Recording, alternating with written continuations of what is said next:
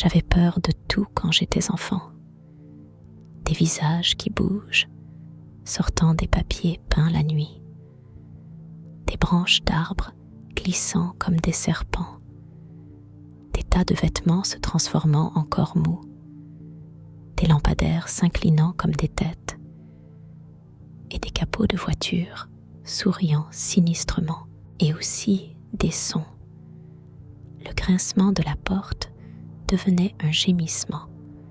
Le vent hurlait et les planches gémissaient lourdement. Des fantômes et des monstres me poursuivaient à chaque pas. Il va sans dire que mon enfance a été plutôt nerveuse. Ensuite, il s'est avéré que ce n'était pas simplement une imagination trop vive. J'ai été diagnostiquée avec une pareidolie chronique hyperactive. Vous savez, cette chose où vous voyez des visages dans les voitures, des figures dans les arbres, c'est de la pareidolie, un mécanisme de défense développé pour permettre aux singes de repérer le tigre dans la jungle à temps.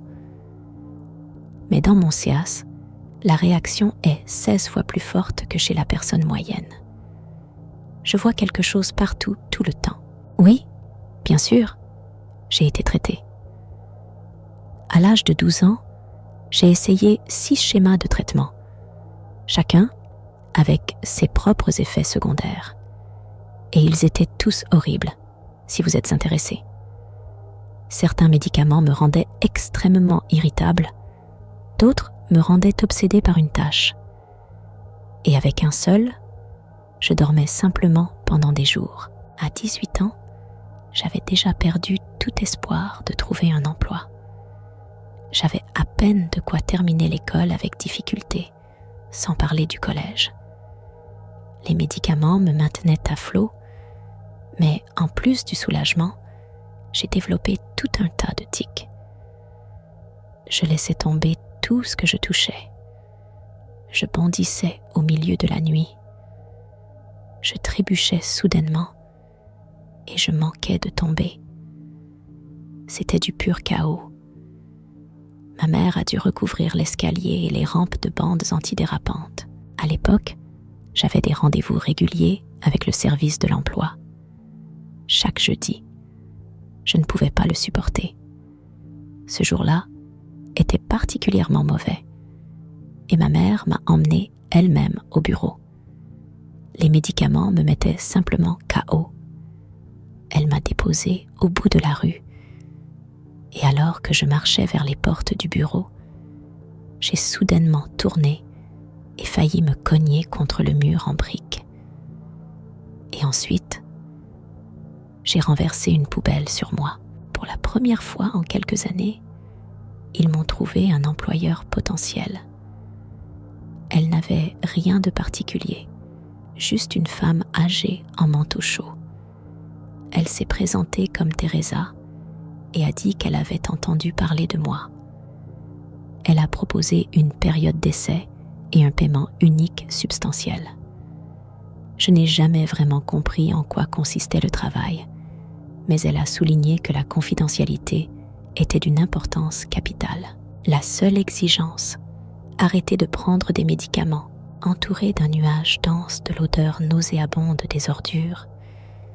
J'ai accepté l'offre de Teresa. Je n'avais aucune idée à quoi m'attendre le premier jour de travail. Cela faisait déjà 1 semaine que je n'avais pas touché aux médicaments et que je dormais à peine. Il était difficile de voir le monde de nouveau tel qu'il m'était apparu dans mon enfance. Les visages se cachaient dans les ombres, les motifs dans les feuilles, pratiquement partout. Des murmures et des cris résonnaient dans chaque craquement de plancher, dans chaque freinage de métro ou dans le froissement du papier. J'avais du mal à me concentrer et j'étais tellement nerveux que je sursautais tout le temps. Teresa est venue me chercher dans une berline grise. Elle portait un kit main libre à l'oreille. Ses yeux se déplaçaient constamment vers le GPS avec nervosité. J'ai remarqué qu'elle agitait nerveusement la jambe et mordillait constamment ses lèvres. Pendant tout le trajet, elle a à peine jeté un coup d'œil dans ma direction. Enfin, nous sommes arrivés à une petite cour, à environ 40 minutes de route de l'autoroute. 2 grands camions semi-remorques et un bâtiment d'un étage à moitié en ruine datant des années 60. Des panneaux de bois bon marché et des fenêtres brisées. Dans la cour, il y avait 8 voitures.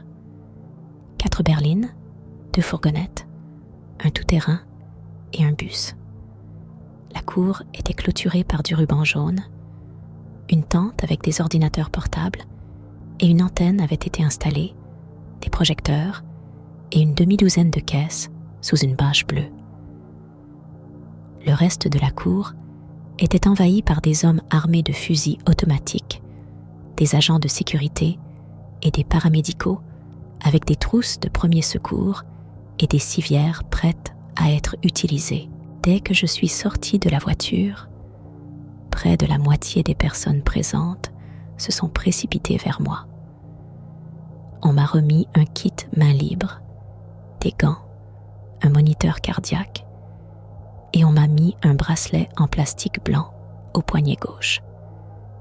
Teresa regardait simplement ce spectacle en silence, plissant les yeux à cause de la sueur qui lui brûlait les yeux. « Que cherchons-nous » demanda-t-elle.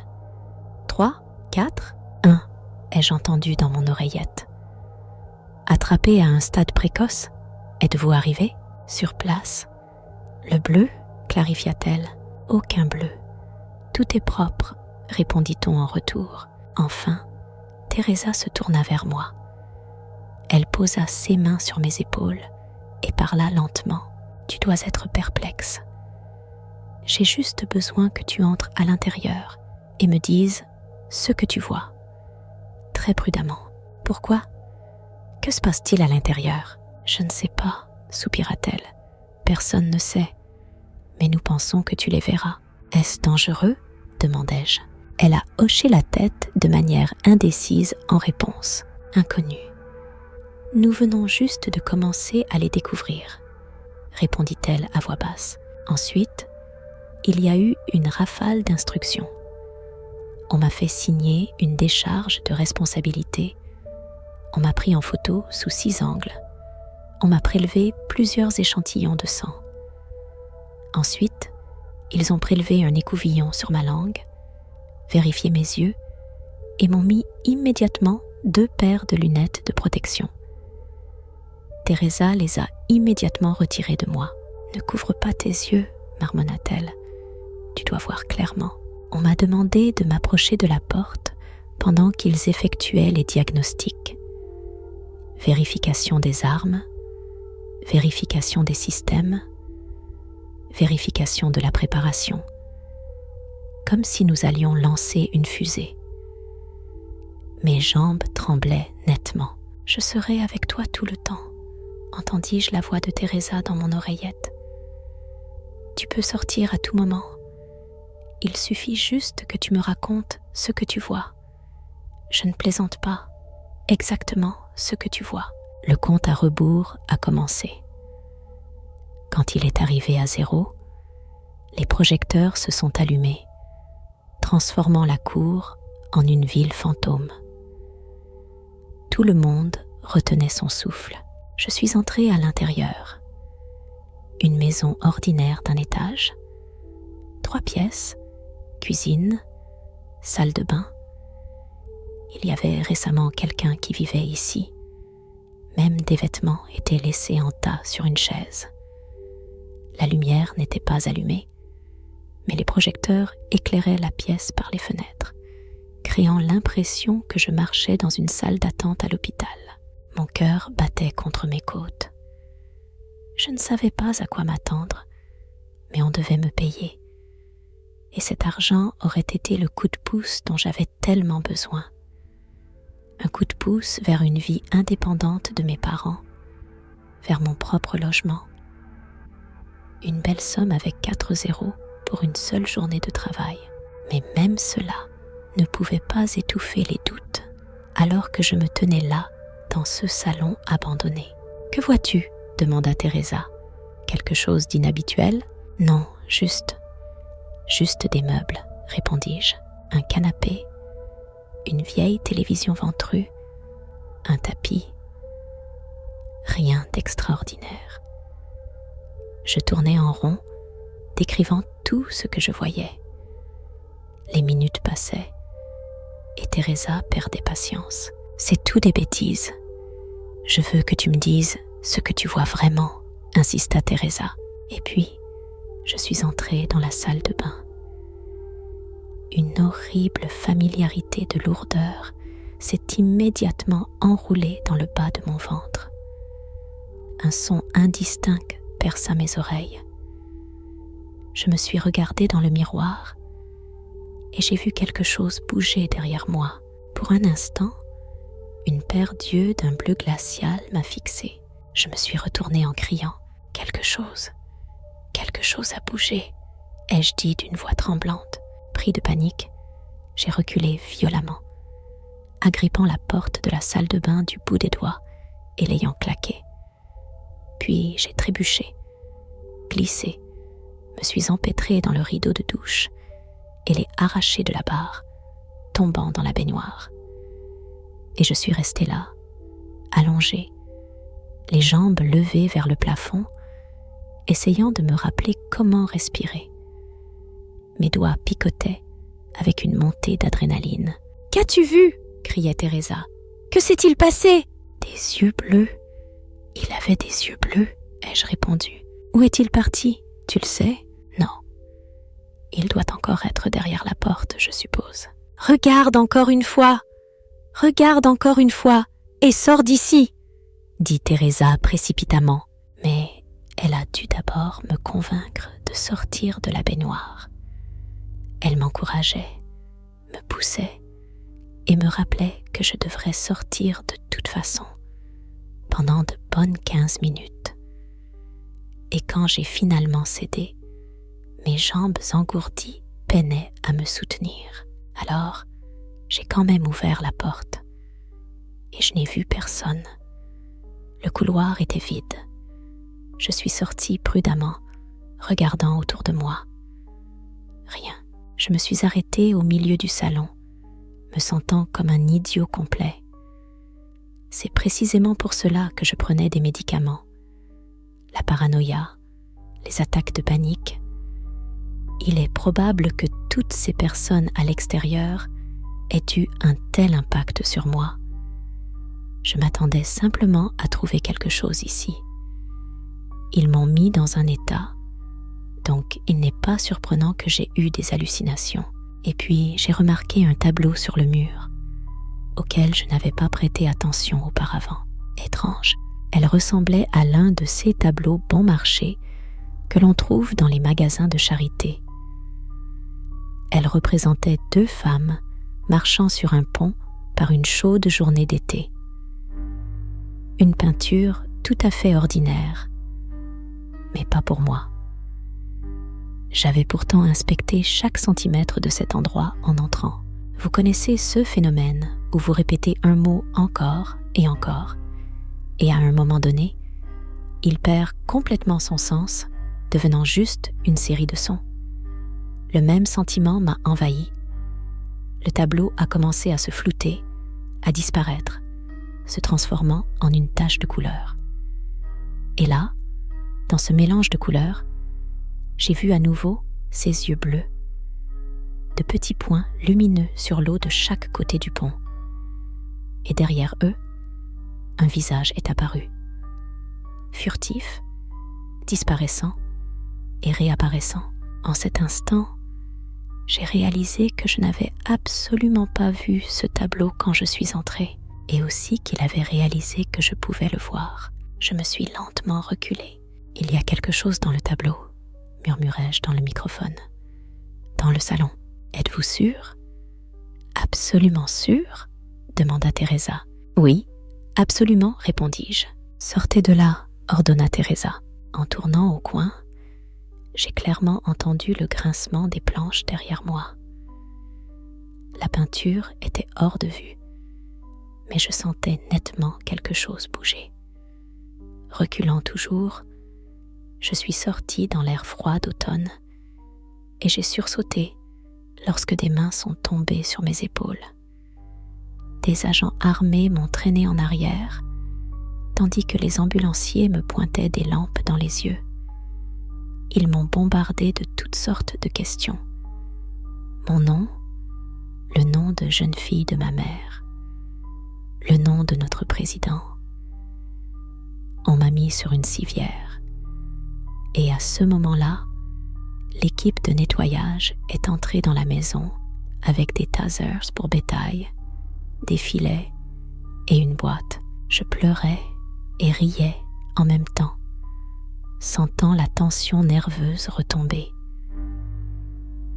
Je n'ai même pas remarqué que Teresa s'était assise à côté de moi. On m'a donné de l'eau et une pilule, et j'ai tout accepté sans poser de questions. « Bien joué », dit Teresa. « C'est fini, c'est fini. » Qu'est-ce que c'était? Qu'y avait-il à l'intérieur? Quelque chose que seuls les élus peuvent voir. C'est ainsi que j'ai travaillé avec Teresa pour la première fois. Au cours des quelques années suivantes, j'ai été appelée 1 ou 2 fois par mois et payée assez pour déménager de la maison de mes parents dans mon propre appartement. Chaque semaine, Teresa me rendait visite et je devais passer régulièrement des examens. Mais la plupart du temps, j'étais quand même livrée à moi-même. Peu à peu, j'ai commencé à en apprendre davantage sur l'entreprise pour laquelle je travaillais. Les paiements venaient de Hachette Biotechnica, une filiale de Hachette Pharmaceuticals. Mon poste était désigné sous le nom de fournisseur. C'est ainsi qu'on me désignait en principe. Avec le temps, Teresa m'a expliqué sur quoi il fallait être attentif et comment agir. Mais cette première mission était un test. On m'a donné la chance de me faire valoir. Je n'avais aucune idée de ce que je cherchais exactement. Mais apparemment, ma particularité et ma propension à trouver des modèles m'ont beaucoup aidé. J'ai appris davantage sur les procédures. Par exemple, ils effectuaient toujours un contrôle bleu. Cela signifiait inspecter les environs à la recherche de signes de contamination. Habituellement, il s'agissait de fleurs, souvent bleues, mais pas toujours. Parfois des tulipes, mais surtout des tournesols. Une fois, ils ont simplement trouvé un tas de dents qui dépassaient du mur. En bref, le contrôle bleu consistait à rechercher quelque chose d'inhabituel, de déplacé ou franchement étrange. Lorsqu'ils trouvaient quelque chose de semblable, la mission était immédiatement interrompue et toute la zone était détruite par une explosion dirigée. S'il y avait encore des habitants, ils dressaient des tentes et utilisaient des lance-flammes. Je me souviens, une fois, une semaine avant Noël, 6 hommes avec des lance-flammes ont dû brûler une serre. Je n'oublierai jamais comment les flammes dansaient dans leurs lance-flammes. Ils ne voyaient que des éclairs de feu, mais pas moi. J'ai vu des corps enflammés. J'ai entendu des cris dans le tintement du verre brisé et dans les restes calcinés du plastique fondu. J'ai vu des visages déformés par la douleur, me regardant avec des yeux noirs pleins de haine. J'ai eu l'occasion de travailler sur 30 affaires en 2 ans et demi. Chaque fois, j'entrais quelque part et cherchais quelque chose d'inapproprié, caché à la vue de tous. Et je n'avais aucune idée de ce à quoi j'avais affaire. Parfois, je voyais quelque chose passer du coin de l'œil, ou je remarquais une paire d'yeux bleus regardant depuis l'autre bout de la pièce. À chaque fois, je signalais simplement à l'équipe ce que j'avais vu. Puis, je partais. Une chaise, un réfrigérateur, une fenêtre suspecte, même une fois, une boîte à musique. La dernière fois, nous approchions d'une maison. C'était un soir d'automne pluvieux, Et lorsque nous sommes finalement arrivés, la zone était déjà bouclée. Par terre, il y avait une pancarte à vendre, renversée négligemment par un four X-four mal garé. Ils m'ont habillée d'une combinaison de protection. Ils ont prélevé du sang, l'ont emballé, et ainsi de suite. Juste une autre mission. J'étais toujours nerveux, mais je m'en sortais de mieux en mieux à chaque fois. « Bleu ?» demanda Teresa. « Aucun bleu » répondit l'un des gardes. « Nous n'observons qu'une seule cible. »« Êtes-vous sûr ?» demanda Teresa en plissant les yeux. Le premier rapport faisait état de 6. Les preuves secondaires indiquent un seul individu. Peut-être des fuyards, rapportèrent-ils en réponse. Informez les Galapagos, finit par souffler Teresa. Envoyez-le pour la chasse. Elle se retourna vers moi, me tapotant l'épaule avec un sourire. Tu es entré et sorti. Tu vas t'en sortir. Je vais y arriver, oui. Tout se déroulait normalement. Compte à rebours, projecteur, et le jeu commençait. J'avais l'impression de monter sur scène. M'arrêtant un instant dans l'embrasure de la porte, j'ai regardé mon ombre noire s'étirer devant moi et je me suis senti comme un chasseur. Seulement, c'était moi qu'il fallait craindre dans cette maison. Et tout ce qui restait ici essayait déjà de se cacher respectueusement. Le sol est irrégulier, ai-je remarqué. Un endroit étrange. Oui, je suis sûre, ai-je répondu. Oui, c'est certain. J'ai pris sur moi et j'ai commencé à parcourir les pièces une par une. Je attendais juste que ce sentiment se manifeste. Je voyais ceux qui étaient en surface et ceux qui se cachaient derrière l'évidence. Les yeux bleus, les silhouettes de plus en plus nettes. Il suffisait de se détendre et d'attendre que ce sentiment m'envahisse. J'étais presque calme, mais je ressentais toujours une vague démangeaison, une partie primitive en attente que je panique. Rien ne se passait. J'ai vérifié la cuisine, le salon, la chambre. Rien. Juste un sol qui semblait bizarrement tordu, des pièces vides et l'écho de mes pas. Une salle d'hôte vide avec une seule fenêtre. J'ai imaginé les visages sombres dans l'écorce des arbres dehors. 20 minutes plus tard, je n'avais toujours rien trouvé. J'ai fait mon rapport à Thérèse, mais elle insistait sur le fait qu'il continuait à recevoir des lectures de l'intérieur de la maison. Quelque chose était là avec moi, mais je n'ai rien vu. Je suis passée par le déni, la peur, la colère, encore et encore. Qu'est-ce que j'ai raté?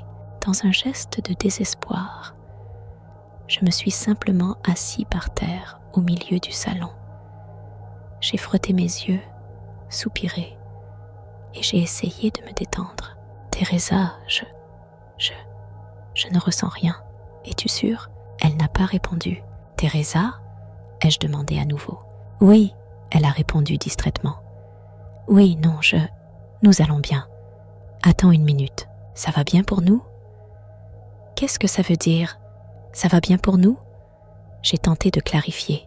Encore le silence. J'ai marché à l'intérieur pendant encore 10 minutes avant de me diriger vers la fenêtre donnant sur la cour avant. Le projecteur éclairait directement dans mes yeux. Teresa, je sors, c'est vide ici. J'ai ouvert la porte et me suis trouvée face à une douzaine de visages tournés vers moi. Comme s'ils étaient surpris de me voir. Mais quelque chose n'allait pas. Oui, quelque chose n'allait pas. Ils avaient tous des expressions étranges. Certains semblaient indifférents. D'autres souriaient de toutes leurs dents. Un des ambulanciers me fixait avec la mâchoire pendante, horrifié. Comme s'il ne savait pas ce qu'il ressentait ou comment l'exprimer. Dans mon ventre, un poids familier s'est enroulé en boule. Mes yeux se sont vitrifiés, comme si je regardais l'une de CS images en stéréo. Quelque chose cachant une régularité. C'était ce que j'attendais à l'intérieur de la maison, mais j'ai trouvé à l'extérieur. Derrière tout le monde, Teresa est apparue. Elle est sortie de derrière le Jeep, souriant de toutes ses dents. Derrière les contours de son visage, ses yeux brillants d'un bleu froid ont commencé à apparaître. Un par un, leurs yeux se mettaient à briller en bleu. Et en l'espace d'un instant, j'ai discerné dans l'herbe, au pied de la foule, des silhouettes ressemblant à des humains, des corps décapités et mutilés, les imposteurs, les doublons, les mimiques, des créatures cauchemardesques nous ayant attirés dans un piège par tromperie. L'un après l'autre, les sourires ont commencé à se déformer sur leurs visages. Des rangées de dents incroyablement pointues, des langues longues et serpentines. Leurs doigts et leurs cous s'allongeaient de plus en plus. Ils ont retiré leurs masques et m'ont regardé en face, sans peur. Cependant, aucun mot n'a été prononcé à voix haute. Mais il semblait que même le vent criait de fuir, et j'ai couru. J'ai claqué la porte derrière moi et me suis précipitée dans la maison. Des visages émergeaient des murs, les poignées de porte se transformaient en doigts et m'attrapaient par les vêtements. Mon propre visage déformé dansait dans les miroirs et les fenêtres, souriant avec la mâchoire inférieure arrachée. J'avais peur de cligner des yeux. À chaque battement de cœur, l'horreur se répandait dans mes veines, me forçant à garder les yeux ouverts. Les portes devenaient plus nombreuses qu'auparavant. Les fenêtres aussi. Dans la cuisine, une fenêtre de mansarde et 4 réfrigérateurs sont apparus soudainement. Toute la chambre principale était couverte de multiples images représentant des scènes cruelles noyées dans le sang, comme des furoncles. Ils avaient déjà pénétré à l'intérieur. Ils m'entouraient. Et maintenant, il ne me restait plus qu'à essayer fébrilement de me rappeler ce qui était réel et ce qui ne l'était pas.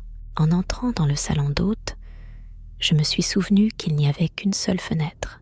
Maintenant, il y en a 2. Il ne restait plus qu'à compter sur la chance. Essayez de deviner. J'ai attrapé le cadre de la fenêtre, voyant littéralement les dents s'enfoncer dans mes paumes.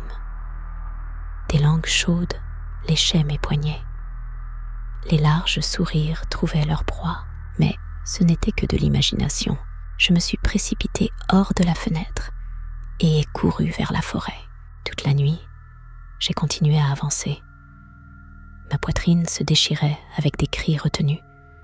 Sans médicaments, dans l'obscurité, tout semblait s'approcher de moi. Essayer de me manger, de me saisir, de me tuer. Dans le grincement des branches, j'entendais des rires.